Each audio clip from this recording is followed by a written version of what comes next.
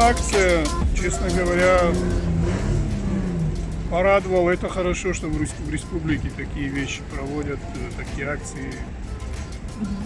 И я очень рад. Мы как бы приятно удивлены этим выигрышем. Ну и что, мой совет, заправляйтесь на заправках Лукойл. Я, честно говоря, это моя любимая заправка Лукойл. И по дороге в Москву, из Москвы в Москве.